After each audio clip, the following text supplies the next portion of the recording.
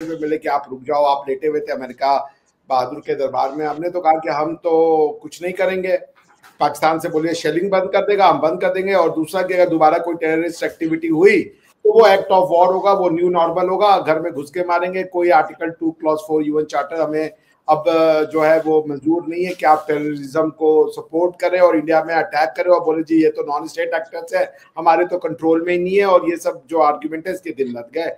और दूसरा उन्होंने कह दिया कि ट्रंप साहब को, कल भी मोदी जी ने एकदम स्पष्ट संदेश दे दिया था कि हमारा जो एक ही मुद्दा है पाकिस्तान के साथ जो डिस्प्यूटेड है कि आप हमें पाक ऑक्यूपाइड कश्मीर कितनी जल्दी दे देंगे और टेररिज्म कब बंद। एक और अजीब सा ही परसेप्शन थी उनकी, लेकिन मैं समझता हूँ वो बंदा बहुत बड़ा इस वक्त उसने किरदार अदा किया है कि दो ममालिक जो दोनों न्यूक्लियर पावर्स है वो जंग के दहाने पे आ चुकी थी और उसको हमें अप्रिशिएट करना चाहिए इस बात पे।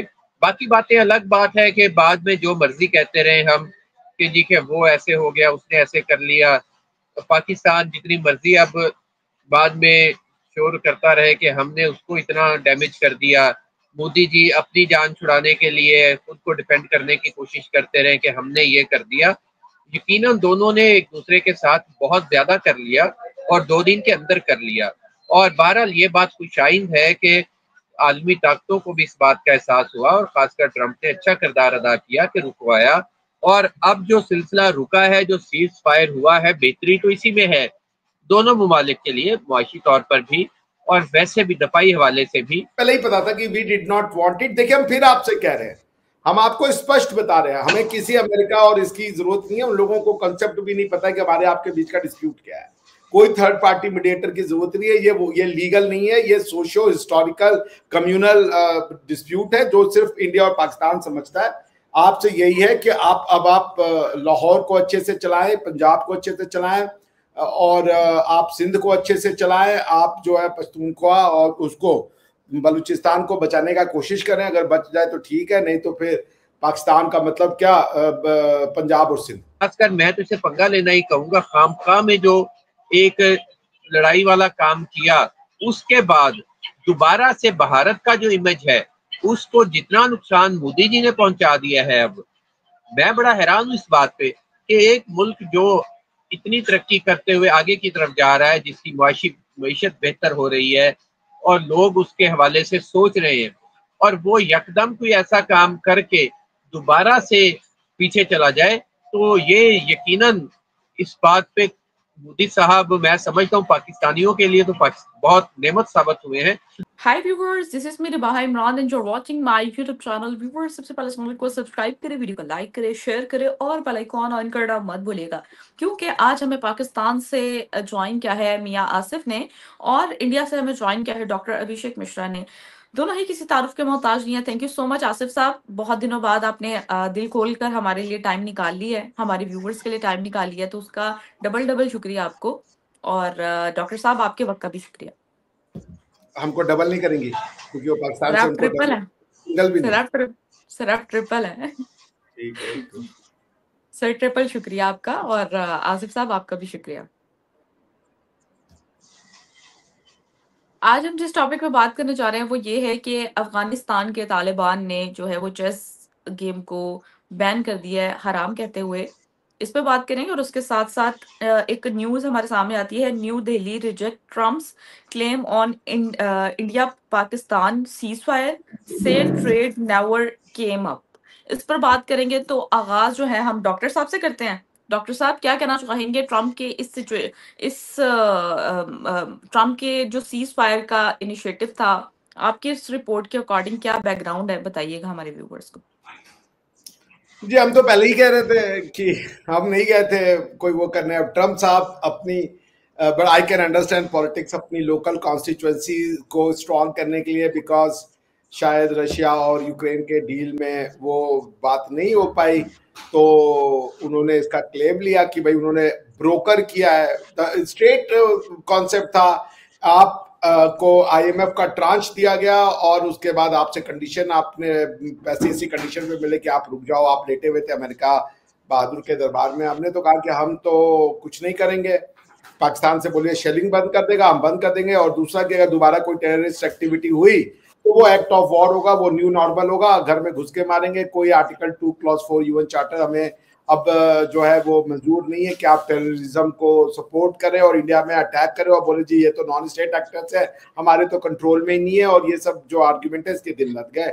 और दूसरा उन्होंने कह दिया कि ट्रम्प साहब को, कल भी मोदी जी ने एकदम स्पष्ट संदेश दे दिया था कि हमारा जो एक ही मुद्दा है पाकिस्तान के साथ जो डिस्प्यूटेड है कि आप हमें पाक ऑक्यूपाइड कश्मीर कितनी जल्दी दे देंगे और टेररिज्म कब बंद करेंगे। बस इन्हीं दोनों मुद्दे पे चर्चा होनी है। तो अब ये आप लोग आपस में चर्चा कर लें। बाकी ट्रम्प साहब जो कहते हैं वो एक दूसरे देश के राष्ट्रपति है, उनका सम्मान है। हमने उसको रिजेक्ट कर दिया कि जो वो क्लेम कर रहे थे कि उन्होंने कोई सीज फायर ब्रोकर करवाया है या कोई ट्रेड की बातचीत हुई, ऐसा कुछ भी नहीं था। इसीलिए आपके प्रधानमंत्री साहब आए 5 मिनट के लिए, जी thank you Turkey, thank you America, thank you France, thank you ये, थैंक यू पड़ोस वाले, थैंक यू, सबको आपने दे दिया था। और हमने पहले भी कहा था कि ऐसा कुछ है नहीं, विदेश नथिंग टू थैंक यू, आप रोक देंगे ये रुक जाएगा। आपको पता था कि जो आपने शुरू किया था उसको आप खत्म नहीं कर पाते, और हम बार बार कहते कि हम वहां तक ले नहीं जाना चाहते। उसका सिंपल रीजन ये है कि हम पाकिस्तान के अंदर कोई पॉलिटिकल वैक्यूम नहीं चाहते हैं, क्योंकि हमें पता है पाकिस्तान को मिलिट्रीली डिफीट करना 2 मिनट का काम होगा, लेकिन क्वेश्चन ये आएगा कि जब आप मिलिट्री डिफीट कर देंगे उसके बाद क्या। समझ रही हैं? शायद आसिफ साहब को आवाज नहीं आ रही हमारी। आवाज आ रही है। अच्छा ठीक है, तो यही है फिर, मतलब हमें पहले ही पता था कि we did not want it. देखिए हम फिर आपसे कह रहे हैं, हम आपको स्पष्ट बता रहे हैं, हमें किसी अमेरिका और इसकी जरूरत नहीं है। उन लोगों को कंसेप्ट भी नहीं पता है कि हमारे आपके बीच का डिस्प्यूट क्या है। कोई थर्ड पार्टी मीडिएटर की जरूरत नहीं है। ये लीगल नहीं है, ये सोशियो हिस्टोरिकल कम्युनल डिस्प्यूट है जो सिर्फ इंडिया और पाकिस्तान समझता है। आपसे यही है कि आप लाहौर को अच्छे से चलाएं, पंजाब को अच्छे से चलाएं, और आप सिंध को अच्छे से चलाएं। आप जो है पश्तूनख्वा और उसको बलूचिस्तान को बचाने का कोशिश करें। अगर बच जाए तो ठीक है, नहीं तो फिर पाकिस्तान का मतलब क्या, पंजाब और सिंध। जय हिंद। जी आसिफ साहब, आप क्या कहना चाहेंगे? दिल्ली से जो ये न्यूज़ हमारे सामने आई है, इस पर आपकी क्या ओपिनियन है? और डॉक्टर साहब को काउंटर भी कर सकते हैं।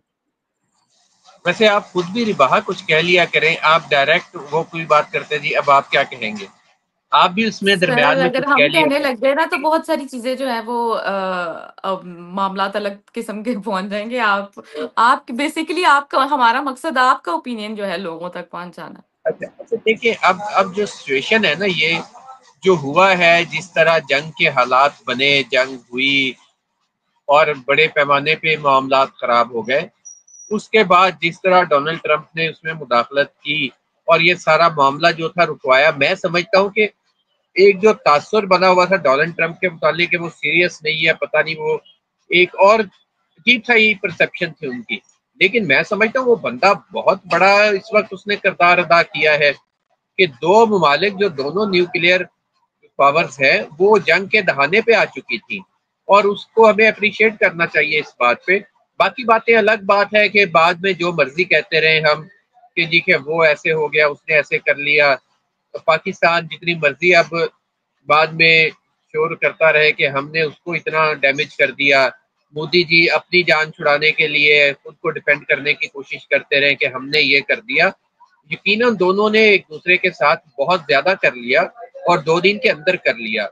और बहरहाल ये बात खुशाइन है कि आलमी ताकतों को भी इस बात का एहसास हुआ और खासकर ट्रंप ने अच्छा किरदार अदा किया कि रुकवाया। और अब जो सिलसिला रुका है, जो सीज फायर हुआ है, बेहतरी तो इसी में है दोनों ममालिक के लिए, मुआशी तौर पर भी और वैसे भी दफाई हवाले से भी और अवामी तरक्की के हवाले से भी, कि खाम में जंग की तरफ ना जाया जाए। जो भी मामलात हैं, जो भी मसाइल हैं, वो बातचीत के जरिए हल होने चाहिए और बैठ के बात होनी चाहिए।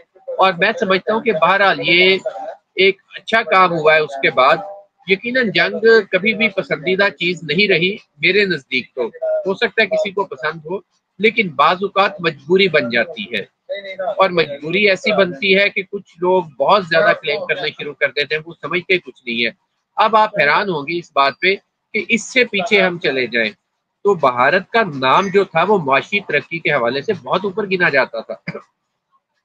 जब भी हमारी बात होती थी, डॉक्टर साहब से भी होती थी, दूसरे लोगों से, हर बंदा यही करता था, अपनी माशी तरक्की की मिसालें दिया करते थे ये लोग। और भारत एक उभरती हुई ताकत के तौर पे सामने आ रहा था। लेकिन मोदी जी की मैं समझता हूं कि इस क़यादत ने, अजीबोगरीब क़यादत ने जो मौजूदा फैसला किया, और खासकर मैं तो इसे पंगा लेना ही कहूंगा, खामखा में जो एक लड़ाई वाला काम किया, उसके बाद दोबारा से भारत का जो इमेज है उसको जितना नुकसान मोदी जी ने पहुंचा दिया है, अब मैं बड़ा हैरान हूं इस बात पे कि एक मुल्क जो इतनी तरक्की करते हुए आगे की तरफ जा रहा है, जिसकी मईशत बेहतर हो रही है और लोग उसके हवाले से सोच रहे हैं, और वो यकदम कोई ऐसा काम करके दोबारा से पीछे चला जाए, तो ये यकीनन इस बात पे मोदी साहब, मैं समझता हूँ पाकिस्तानियों के लिए तो बहुत नेमत साबित हुए हैं, और पाकिस्तानियों को तो उन्हें हीरो समझना चाहिए जो उन्होंने काम किया है। लेकिन बहरहाल एज ए इस खित्ते के रहने वाले सार्क के ममालिक को देखते हुए मुझे जाती तौर पे इस चीज का अफसोस हुआ है, क्योंकि हम लोग समझते थे कि भारत भी तरक्की करेगा, दुनिया की जो बड़ी मईशतें उनमें से आ जाएगा, तो यकीनन पाकिस्तान भी उस हवाले से उतनी ही तरक्की करेगा और आगे आएगा। लेकिन ये एक बड़ा अजीब सा काम किया गया है जो शायद ना होता तो बेहतर था। और बाकी चेस वाली आपने बात की, तो चेस का हलाल हराम से कोई ताल्लुक नहीं है, सीधी सी बात है, जो खेलें होती हैं हर खित्ते में पाई जाती हैं, और ये चेस तो खैर वैसे ही इंटरनेशनल गेम है, ये कोई लोकल भी नहीं है, तो इसको हराम करार दे के इस पे पाबंदी लगा देना, ये कोई कॉमन सेंस की बात नहीं है, किसी समझदार आदमी का काम नहीं है। मैं इसीलिए कहा करता हूँ कि अफगानिस्तान एक कबायली मुआशरा है, वो अपनी सोच को ही इस्लाम समझते हैं, और इसको मैं तो जाती तौर पे पसंद नहीं करता। हो सकता है अभिषेक साहब को पता नहीं क्या इनका इस पे नुक्ता नजर है, लेकिन मैं इस बात को बहरहाल पसंद नहीं करता कि जो इन्होंने चेस की गेम पे पाबंदी लगाई है, ये एक बेवकूफाना और जाहिलाना हरकत ही इसे कहा जा सकता है। अच्छा डॉक्टर साहब, आप इस खबर को कैसे देख रहे हैं कि तालिबान ने जो है चेस को अफगानिस्तान में बैन कर दिया है और हराम कहकर बैन किया है? क्या कहना चाहेंगे आप इस न्यूज़ को देखते हुए? और उसके साथ-साथ अगर आप आसिफ साहब को काउंटर करना चाहें तो ज़रूर आप कर सकते हैं। देखिए, ऐसा कि अब आसिफ साहब तो दो तरफ की बातें कर रहे हैं। वो ये भी कह रहे हैं कि इंडिया का नाम था इकोनॉमिक डेवलपमेंट के लिहाज से, और फिर जो है हमने ऐसा कर दिया। और भाई इकोनॉमिक डेवलपमेंट पिछले 11 साल से भारत में मोदी युग चल रहा है। मोदी जी ने भारत को जो है वो 10 से लेकर के 4th लार्जेस्ट इकोनॉमी बना दिया है। तो वो अब ये भी कह रहे हैं कि मोदी जी के क़यादत में ये हो गया। मोदी जी ने कहा था कि आप पहलगाम में लोगों को भिजवाइए और रिलीजन पूछ के मरवाइए। देखिए, मैं ये कहता हूँ ना, जो मियाँ साहब है वो प्रोग्रेसिव आदमी है, उनकी बात से मुझे समझ में आता है, बट एक अजीब सा प्रोग्रेसिव है, जो कि प्रोग्रेसिव भी है बट रिग्रेसिव भी है। बातें उनकी मुझे समझ में आती है, उनको शायद मेरी बातें भी समझ में आती है, मगर वो दोनों तरफ से बैटिंग करने की कोशिश करते हैं ना, मतलब इधर से भी बैटिंग करेंगे फिर रनर साइड से भी जाके बैटिंग करते हैं, तो गड़बड़ हो जाती है। प्रधानमंत्री मोदी का नेतृत्व भारत के लिए एक, हम जिसको कहेंगे, जो हम समझते हैं क्योंकि हम अपना इंटरनल पॉलिटिक्स भी देखते थे, 80% या जो 100% जो यहाँ की आबादी है, इसको भारत का निर्माण, जिसके लिए ये कह रहे हैं कि अफगानियों का कबायली है और अफगानियों की सोच कबायली है, तो इनकी सोच कबायली क्यों नहीं है? ये जिस सिविलाइजेशन में रहते हैं उसी सिविलाइजेशन का नाम भारतवर्ष पड़ा। भारतवर्ष कोई आज का डेट नहीं है, आप सब भारतीय हो, आप इसको डिनाई करते फिरते हो। अंतर अफगानियों में और आपके में इतना है कि वो चेस को हराम कह रहे हैं, आप भारतीय होने को हराम कह रही हो। बात बस इतना ही है, वरना आप लोग एक ही लोग हैं हम लोग। तो ये जब दोनों तरफ से बैटिंग हो जाती है तो मामला गड़बड़ा जाता है, और उसके रीजन क्या है वो आपको पता है। अभी आज हम उस रीजन पे नहीं जाते। प्रधानमंत्री मोदी ने आपको मौका दिया, उन्होंने 2014 में जब शपथ हुआ आपको बुलवा लिया, नवाज शरीफ साहब को बुलवाया, बिना बोले, बिना किसी प्री डिसाइडेड प्रोग्राम के। नवाज शरीफ साहब की बिटिया की शादी थी, या किसकी शादी थी मुझे पता नहीं, उनकी बिटिया भी हमारी बिटिया जैसी है, उनकी शादी में गए और उनकी माताजी के पैर छुए, उनको फिर साल भी भेजा, सब कुछ भेजा, अपने पठानकोट करा दिया। तो ये आप सोचिए ना, हमने बोला ISI को बुलवाया, नवाज शरीफ साहब से इतनी दोस्ती थी, जिस इन्वेस्टिगेशन को लेकर के आप हमारे ऊपर आज इल्जाम लगा रहे हो कि भारत ने इन्वेस्टिगेशन नहीं किया है, उसमें ISI को इन्वेस्टिगेशन में भी मोदी जी ने बुलवा दिया कि चलो नवाज साहब को, शरीफ साहब को, जो है मियां साहब को एक और मौका दे दो। मगर क्या हुआ? ढाक के 3 पात। आप ये भी आर्ग्यू कर रहे हो कि ये जो क्या नाम है, हाफिज सईद, ये सिविलियन है, मौलाना मसूद अजहर सिविलियन है, डैनियल पल का कातिल सिविलियन है। भाई आपके सिविलियन तो हमारे लिए डर का वो है भाई, वो जो सिविलियन आपका है वो तो हमारे लिए एग्जिस्टेंशियल क्राइसिस है। ये आपको क्या लगता है, ये आपको पता है हाफिज सईद का जो है वो बैकग्राउंड का है, वो हरियाणा से गया हुआ है बाय द वे, उसकी फैमिली हरियाणवी है, मियां साहब अच्छे से जानते होंगे। तो आप समझ ही नहीं रहे हो बात को। हम कह रहे हैं आप डेवलप करो ना, कौन आपसे लड़ना चाह रहा है? हमने कभी भारत के 10,000 साल के इतिहास में कभी किसी के ऊपर अटैक नहीं किया। और एक बात जान लीजिए, आपको इकोनॉमिक सुख तभी मिलेगा जब अपनी धरती से जुड़ेंगे, अपनी जड़ों से जुड़ेंगे, वरना जो करना है करके देख लीजिए। जिस आइडियोलॉजी पे आपको चलना है चल के भी देख लीजिए, सुनने में बहुत अच्छा लगता है मगर ऐसे चीजें सफल नहीं होती। चीजों को सफल बनाने के लिए एक बहुत व्यापक रुख लेना पड़ता है, बहुत व्यापक दृष्टिकोण लेना पड़ता है। इसलिए मैं आपसे फिर कह रहा हूं, अब चेस को हराम, अब कह रहे हैं चेस इंटरनेशनल गेम है। अरे भाई इंडिया में इसको सोचा गया, इंडियंस के ब्रेन ने चेस को जन्म दिया, चौपड़ को जन्म दिया, इस तरीके के खेल को सोचने की सिर्फ क्षमता भारतीय उपमहाद्वीप के लोगों में थे, जिसका आप एक समय पार्ट था। जब से आपने भारत से अपनी जड़ें काट दी हैं, आप देख लीजिए सिवाय आतंकवाद के आज आप कहीं नहीं जाने जाते हो। आज आपको सारा, आज मैं एक ना स्काई न्यूज को सुन रहा था, आपके एयरफोर्स की प्रेजेंटेशन का मजाक उड़ा रहे थे कि इन्होंने वीडियो गेम में देके प्रेजेंटेशन चलवा दीजिए।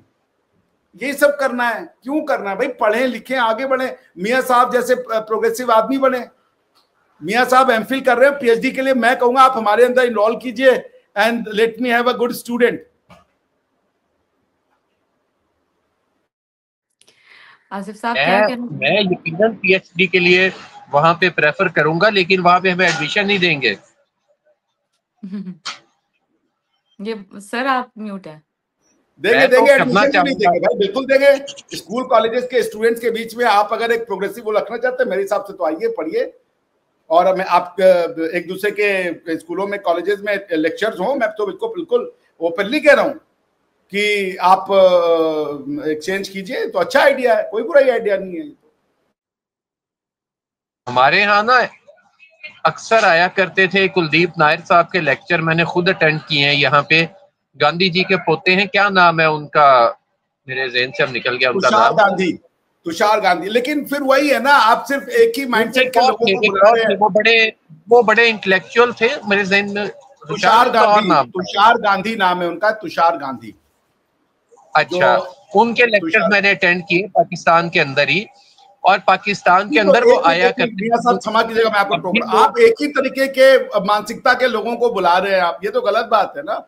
आप जो है अगर सही डिबेट करना चाहते हैं, सही माइंडसेट रखना चाहते हैं, तो जो भारत का लोकल व्यू पॉइंट है उसको बुलाइए ना। आप उनको बुलाइए कि हिंदू राष्ट्र क्या है, इस पे चर्चा हो जाए ना।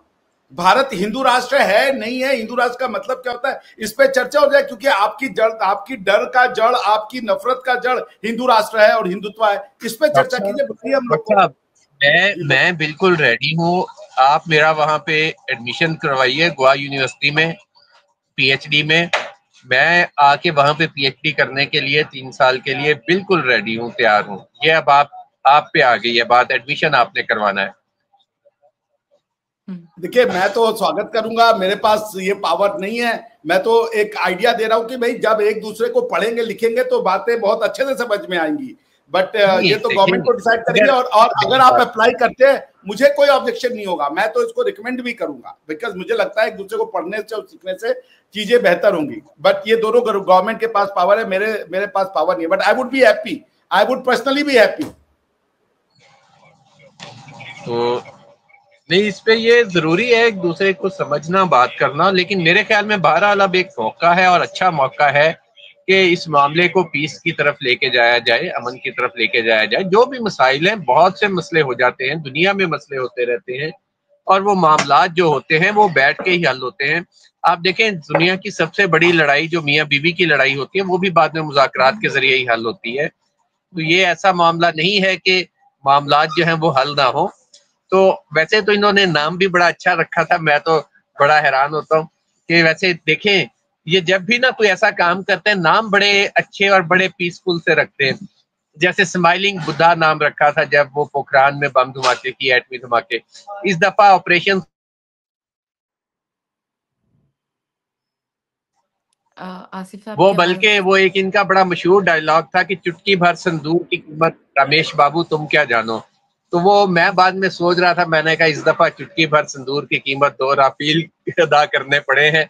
लेकिन नाम बहरहाल बड़े अच्छे रखते हैं। तो कम से कम जिस तरह नाम अच्छे हैं, इसके बाद अगला मरहला जो इस वक्त मौका आ चुका है, ये नहीं है कि अब मौका नहीं है, लड़के देख लिया दोनों ने। और अगर आगे बातचीत होती है, अमन होता है, ट्रेड आपस में स्टार्ट होती है, मसाइल हल होते हैं, तो ये दोनों ममालिक के लिए बेहतर होगा, सिर्फ किसी एक के लिए नहीं। सही हो बाकी गया। जो अच्छा, चेस वाली बात है, तो चेस पे यकीनन मैं तो इसको जाती तौर पर मजम्मत करूंगा इसकी। अब रिवाज, ये आप पता नहीं इसको पसंद कर रही हैं इस बात को कि नहीं, लेकिन मुझे बहरहाल ये चीज पसंद नहीं आई। मैं हमेशा से कहता होता हूँ कि जो इस तरह की हरकतें हैं, जो आप कानून लतीफा को, जो आप फाइन आर्ट को बैन करने की, या गेम्स को या मेलों को बैन करने की कहीं पे कोशिश करते हैं, ये कौमों को बंजर कर देते हैं जहनी तौर पे। तो इनको हौसला अफजाई होनी चाहिए, ना कि इनको बंद किया जाए। बिल्कुल। और सर, मैं आपके ओपिनियन से इत्तेफाक करती हूँ कि इस तरह के बैन्स नहीं लगने चाहिए, और खेल ही जो है वो एक दूसरे के साथ कनेक्टिविटी का जरिया है। और इस तरह की क्लेम कर देना कि हराम है हलाल है, इस तरह तो बहुत पहले अगर हम देखा जाए तो मस्जिदों में स्पीकर्स तक हराम का कहा गया था, जिसपे आहिस्ता आहिस्ता जब लोगों ने उस पर वर्किंग करनी शुरू की, लोगों को समझ आई कि इसका जो यूज है बड़े मस्बत अंदाज में भी किया जा सकता है। और उसको पहले हराम समझा जाता था, फिर चीज़ें काफ़ी बेहतर हुई और अब उसको हर मस्जिद में हम देखते हैं स्पीकर जो है वो लगा होता है। तो बात यहाँ पे ख़त्म नहीं होती है, अब हम डॉक्टर साहब से भी सवाल करेंगे और यही सवाल आसिफ साहब से भी करेंगे। तो सवाल ये है कि कश्मीर की अगर हम बात ले लें, तो कश्मीर का मसला इस पूरे कॉन्फ्लिक्ट के बाद, इस पूरी जंग के बाद, इस पूरे वॉर के बाद आपको लगता है कि हल हो सकता है? और हल इस पे बातचीत की, यानी कि इसके हल के बगैर दोनों कंट्रीज के रिलेशन बेहतर होंगे? देखिए, कश्मीर पे एक पूरा अलग से प्रोग्राम कर लीजिएगा। ये तो बहुत ये इतने छोटे समय पे कश्मीर की बात नहीं की जा सकती है। देखिए, ये डॉक्ट्रिनल प्रॉब्लम है। जब तक देखिए, हम आप जो करते हैं, जो सोचते हैं, आप अपने आप को पाकिस्तानी क्यों कहते हैं, हम अपने आप को भारतीय क्यों कहते हैं, इसके पीछे एक रीजन है। और जब मैं भारतीय कहता हूं तो मेरी अपने सोसाइटी को देखने का तरीका, आपका पाकिस्तानी होकर के अपनी सोसाइटी को देखने का तरीका, ये सब एक डॉक्ट्रिनल इशू है ना। आप सलाम अलैकुम क्यों कहते हैं, आप नमस्ते क्यों नहीं कहते एक दूसरे को ग्रीट करने का, ये डॉक्ट्रिनल इश्यूज है जो आपको बैठ के समझना पड़ेगा।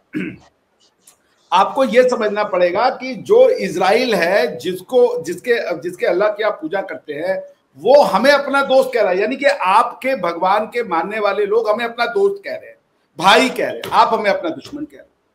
क्योंकि वो तो आपने उनसे बोरो किया ना, आपका तो दूसरा था यहाँ पे, आप तो कन्वर्ट हुए हो, आप तो ओरिजिनल नहीं हो। वो कजिन है, जूस और अरब आपस में कजन है। तो आपको समझना पड़ेगा। देखिए, भारत की जनता के अंदर में पाकिस्तान को लेके बहुत क्रोध, निगेटिविटी बैठ गया है, सिर्फ पाकिस्तान को लेके। पाकिस्तान के लोगों को चाहिए कि पहले वो पॉजिटिविटी क्रिएट करें। ये एकदम से नहीं हो जाएगा। और मियां आसिफ जैसे लोग जो है, मुझे पता है ये प्रोग्रेसिव आदमी है, जो भी बोलते हो, क्योंकि इनको अपने देश की बात रखनी है, लेकिन जो प्रोग्रेसिव माइंडसेट है उसको बैठना पड़ेगा। पाकिस्तान को मैं फिर कह रहा हूं, जो उनके काजी मियां थे, जिन्होंने कहा एक बहुत बड़े बरगद के पेड़ में एक आपने कलम लगा करके नई ब्रांच उगा दी है, मगर आप इस बरगद के पेड़ को उखाड़ने की कोशिश कर रहे हैं। आप इससे अपना जो है, अपनी जो नाता है, रिश्ता है, उसको तोड़ने की कोशिश कर रहे हो, नहीं होगा। आप नहीं समझे ऑपरेशन सिंदूर का क्या टारगेट था। आतंकवादी आए, बोले कि कलमा पढ़ो, वो कलमा पढ़ दिया, उसने कहा पैंट भी उतारो, हो सकता चला ये हिंदू हो। इतनी नफरत। ये आपको लग रहा है कि आपसे हम लोग बात करते हैं तो जनता जरा से भी अच्छी की बात हो जाए ना, तो जनता के आंखों में खून उतर जाता है, सोचते कि ये तो साला पाकिस्तानी है, ये तो वो है। मैं फिर कह रहा हूं, दुनिया भर में अपना इमेज अच्छा कीजिए, अभी भी वक्त है, अभी भी वक्त है। और दुनिया में इमेज अच्छा करने का तरीका क्या, मैं आपको बता देता हूं। आप अपना इमेज अपनी आंखों में अच्छा कर ले। ये मत कहें कि वो कल्चरल हम सुपीरियर है, वो इंफीरियर है, ये सब ना करें। किसी का कल्चर ना तो सुपीरियर होता है ना तो इंफीरियर होता है। सभी खाना खाते हैं, कोई खाने में मछली खाता है, कोई खाने में मीट खाता है, कोई खाने में मसाला खाता है, कोई मसाले में कुछ नहीं खाता है। सब खाने के अपने अपने तरीके। ये कहें कि एक ही खाना तरीका, फलाना खाना बेकार है, ये सब मूर्खता वाली बातें हैं। रेनेसांस को समझे जा करके, यूरोप के रेनेसां को समझें, आपको उसी रास्ते पे जाना है। रेनेसांस में क्या हुआ था, उन्होंने ग्रीक आइडेंटिटी को जो खत्म कर दिया था उसको रिवाइव करा। पढ़ लीजिएगा, मैं अगर झूठ बोल रहा हूं तो। इटली में जो जिस ग्रीस की फिलोसोफर्स हुआ करते थे, सोक्रेटिस और एरिस्टोटल और अदर, उनको उन्होंने रिजेक्ट कर दिया था, रिवाइव करा। आर्ट एंड कल्चर को खत्म कर दिया था, रिवाइव करा। Renaissance, rebirth, not new birth, rebirth. You need a rebirth, इसके बिना नहीं होगा। डॉक्ट्रिनल इश्यूज हैं। आप दुनिया से जुड़ जाएंगे जब आप खुद से जुड़ जाएंगे। जब आप खुद से जुड़ जाएंगे, दुनिया आपको प्यार करेगी, आप अपने आप इकोनॉमिकली डेवलप करने लगेंगे। क्योंकि जिस मिट्टी पे आप रहते हैं वो मिट्टी दुनिया की सबसे फर्टाइल लैंड है, भारत की मिट्टी। क्यों? क्योंकि सिर्फ मिट्टी नहीं, ये लोग फर्टाइल है। क्यों मियां आसिफ अली कह रहे हैं कि हम चेस के बैन को वो नहीं करते? एक थॉट प्रोसेस है ना, एक थॉट प्रोसेस है ना जो कह रहा है कि चेस खेलना बैन है, हराम है। ये कहां से आ रही है ये सोच? मनुष्यों ने चेस का इजाद किया था, मनुष्यों ने चेस को सोचा था। मनुष्य कई चीज सोच सकते हैं जिसको हम आप रेगुलेट कर सकते हैं, पर एक खेल को हराम कर देना, लड़कियां खेले ये हराम है, ये कोई बात हुआ? लड़कियों को एक्सरसाइज की जरूरत नहीं है। आप कल को रोड पे दौड़ दिए हाफ पैंट पहन के, तो कह रहे हो ये कैरेक्टरलेस है, ये क्या बात हुआ भाई? She doesn't need exercise, she doesn't have body, उसको वेट इश्यूज नहीं है, उसको बीमारियां नहीं लगेंगी। तालिबान ने कहा कि डॉक्टर नहीं बनेगी लड़की, क्या है ये सब? मियाँ साहब, आप क्या कहना चाहेंगे इस पर? और दूसरे नंबर पर कश्मीर इशू आपको रिजॉल्व होता हुआ नजर आ रहा है इस पूरी जंग के बाद? कश्मीर इशू वाली बात भी करते हैं, और ये बात बिल्कुल डॉक्टर साहब की ठीक है। अगर वो कह रहे हैं कि लड़कियां डॉक्टर नहीं बनेंगी, लेकिन जब अपनी औरतों को चेक करवाना होता है तो यही लोग कहते हैं कि सबसे पहले भी हमारी खातून को तो कोई लेडी डॉक्टर के अलावा कोई हाथ ना लगाए। फिर कहाँ से लाओगे भाई अपनी औरतों को चेक करवाने के लिए डॉक्टर? ये एक अजीबो गरीब सी सोच है, जिस सोच को हमें, इसके खिलाफ तो मैं कहता हूँ कि बाकायदा लड़ना होगा हमें। इस तरह के मामलात नहीं चल सकते कि आप कहें, एक तरफ आप कहें कि हमारी जो बच्ची है वो फलां काम ना करे, अपनी औरतों के लिए कहें भी करेगी भी यही, औरत ही करे। इस तरह कैसे हो सकता है? और दूसरी बात, ये तो एक हो गया। बाकी मुझे सच्ची बात है, ये कहते हुए अफसोस भी हो रहा है, लेकिन ये हकीकत है कि मोदी जी का रहना बहुत जरूरी है। मोदी जी के दौर में ही मामला हल हो सकते हैं पाकिस्तान और इंडिया के। शायद कि और अगर प्राइम मिनिस्टर होगा तो इतने बोल्ड डिसीजन ना ले सके कभी भी, और वो पॉपुलर डिसीजन के पर चलते हैं। लेकिन जो मौजूदा लहर बन गई है, जो सूरत हाल बनी है, वो बड़ी अफसोसनाक है कि जिस तरह मैं देख रहा था सोशल मीडिया भी, इंडिया का दूसरे भी, जिस तरह मोदी जी को लताड़ा जा रहा है या मोदी जी के खिलाफ एक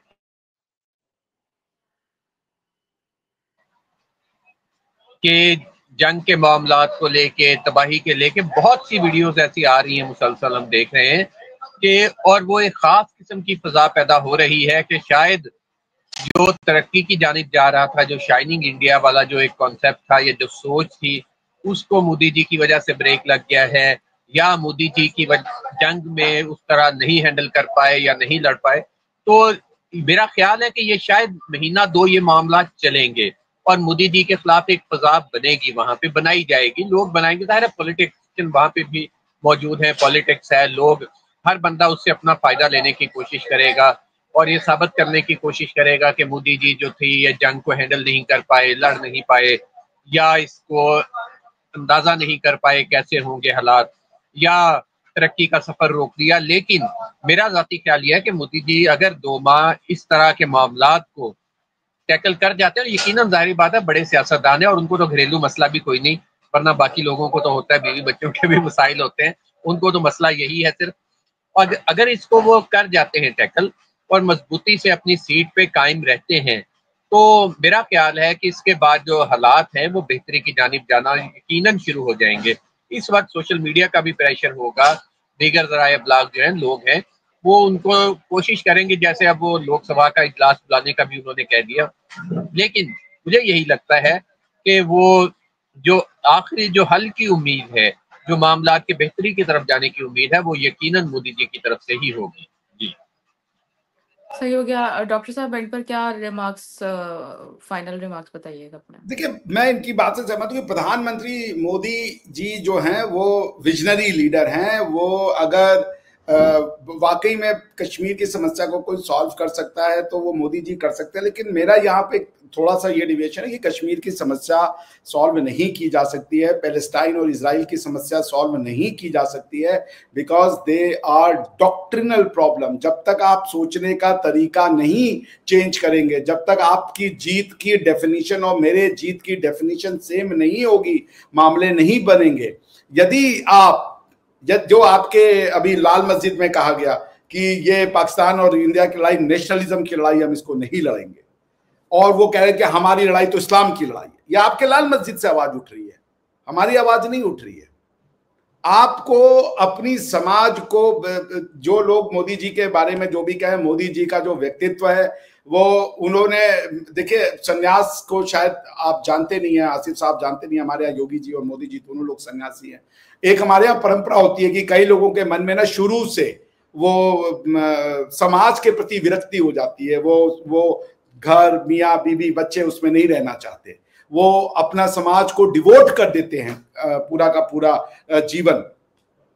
जैसे आप क्या तबलीग वाले ऐसे लोग होंगे तो वो तबलीग करते हैं। मोदी जी जैसे लोग हैं, ये संत हैं, ये सदियों में एक बार आते हैं और वो किसी का बुरा नहीं करते। यहाँ पे मुसलमानों के, देखिए सोफिया कुरैशी को भेजा, आप क्या समझती है प्रधानमंत्री मोदी के अलावा किसी की सोच थी? सोफिया कुरैशी को भेजा उन्होंने ये बात भेजवा बताने के लिए। ये लड़ाई है ही नहीं हिंदू मुसलमान की, हम बार बार कह रहे हैं आपसे। ये लड़ाई है कि इंडिया का जो मुसलमान है वो अपनी जड़ों को क्यों नहीं समझ पा रहा है, कैसे वो करेगा सिंक्रोनाइज अपनी हेरिटेज को और अपनी रिलीजियस आइडेंटिटी को। रिलीजियस आइडेंटिटी और हेरिटेज को जिस दिन वो सिंक्रोनाइज कर देगा, हर आदमी मोदी बन जाएगा। क्योंकि आपको मानना है किसी ईश्वर को, अल्लाह को मानिए ना, हमारी तो सोच है सब सही है। आपको प्रेयर करना है 5 बार नहीं 50 बार करिए, क्या दिक्कत है इसमें भाई? ईश्वर को कोई मान रहा है तो क्या बुराई है उसमें? वो 5 बार नमाज पढ़े, इसमें क्या बुराई है? वो अल्लाह से अपने आप को जोड़ के रखना चाहता है। हमारे यहाँ तो साधु संत होते हो छोड़ के चले जाते हैं भगवान की पूजा करने के लिए कहीं कंदराओं में, हिमालय में। आपको भी कीजिए। पॉइंट लॉ की है कि क्या एक तरीके से चलने के लिए वो लॉ आपको चाहिए, ये आपकी है। मैं फिर कह रहा हूं, आप कहते हो काबा हमारा है, जिस दिन आप ये कहना शुरू कर दोगे कि ये सब हमारा है, हम यहीं के लोग हैं, मामला खत्म हो जाएगा यार। ये क्या होती है जमीन और ये जड़ें? हम सब अपनी अपनी अपनी हेरिटेज के लिए लड़ते हैं, वरना हम तो 60-70 साल के आते हैं, खेल खत्म हो जाता है। तो आप जिस दिन अपनी जड़ों से जुड़ जाओगे, कोई नहीं कह रहा आप रिलीजन छोड़ो भाई, कोई नहीं कह रहा ना, कतई नहीं। आप देख लेना, सऊदी अरेबिया ने 21 तोपों की सलामी दी। मोदी जी इतने बुरे होते तो सऊदी अरेबिया 21 तोपों की सलामी देता। तो इसलिए मैं ये फिर से कहूंगा कि बिल्कुल जो कह रहे हैं मियां साहब, उसी रास्ते पे बढ़े और प्रोग्रेसिवनेस की ओर जाए। अपने बच्चों को सिखाएं कि हम लोग इसी रीजन के लोग हैं, एक लोग हैं। सही। आसिफ साहब एंड पर क्या मैसेज देना चाहेंगे, फिर प्रोग्राम को वाइंड अप करते हैं। बस एंड पे मैसेज यही है कि जंग कोई बहुत जिसे कह ले कि रोमांटिक चीज नहीं होती, कोई बड़ी मजेदार चीज नहीं होती। ये ठीक है कि लोग दलेर होते हैं या घबराएं ना या पैनिक ना हो, लेकिन बहरहाल जंग खौफनाक ही होती है और हल जो है वो अमन ही है, बातचीत है, डायलॉग है, एक दूसरे के सामने अपना मौक़िफ़ रखना है, एक दूसरे को समझाना है और यकीनन यही जो है तरीक़ेकार जो होगा वो आगे चलेगा। और फिर ये पाकिस्तान और जो भारत का मसला है, ये सिर्फ इन दोनों मुल्कों का नहीं है, ये पूरे इस खित्ते का मसला है, पूरी सार्क का मसला है। इन दोनों की जो तरक्की है, इस पूरे खित्ते की तरक्की है। बांग्लादेश से लेके नेपाल, भूटान, श्रीलंका, मालदीव की तरक्की है। तो इनको बहरहाल समझदारी से काम लेके आगे बढ़ना होगा और अपने खित्ते को तरक्की देने की तरफ तवज्जो करनी होगी और उसका वाहिद हल मुज़ाकरात हैं, अमन है, एक दूसरे को डराना धमकाना या एक दूसरे से लड़ना नहीं है। जी thank you so much Asif साहब, thank you so much doctor साहब। नेक्स्ट प्रोग्राम तक के लिए हमें दें इजाज़त और हमारे चैनल को सब्सक्राइब करें, वीडियो को लाइक करें, शेयर करें। Thank you so much.